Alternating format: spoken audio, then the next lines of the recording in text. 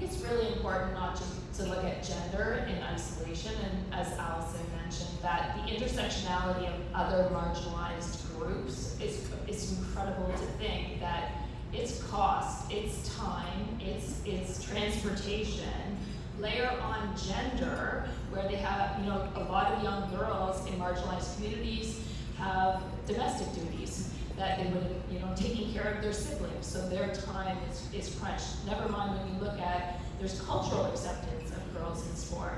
So it's really important to understand that sport isn't gonna solve equity.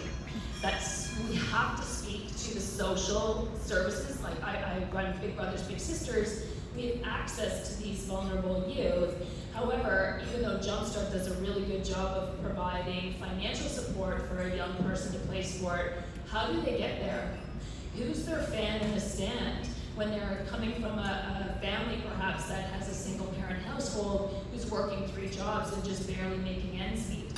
So it's one thing to talk about gender, but we have to look at the intersectionality, because when I was at the Olympics and the original thought behind Training Ground was actually to go and find the best athletes from all across Canada, not just the best athletes that could afford it. So I think that intersectionality is important. And the second point I will make is coaching. Well, I appreciate Mark's story, and it's such a beautiful story having a woman as a coach. The reality is still 98% of coaches are men. And so to understand that it's the both and, we need more women to be coaches, and we need men to understand the feminine experience of sport. Because girls in sport look very different than boys in sport. Boys tend to effort leads to performance, leads to acceptance. That's the boys' journey and motivation in sport.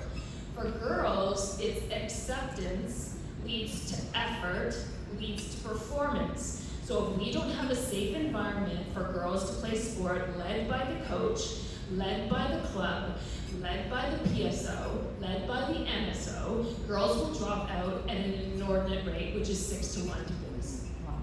Only 2% of coaches are females. And depending, like in the universities, the stat on the screen as we walked in universities, it's higher, it's like 19 to 25, but that's assistant coaches, right? So, but if you look at the grassroots, you may have an early house league, women acting as coaches, mom comes up and puts up her hand, maybe because there aren't enough men to do it, to be honest with you. It's not because of confidence oftentimes.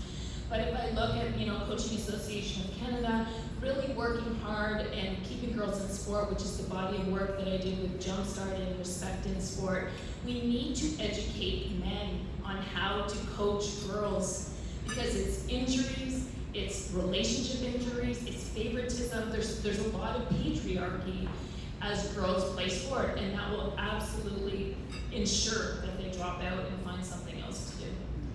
So Teresa, that's from the grassroots perspective Leanne is coming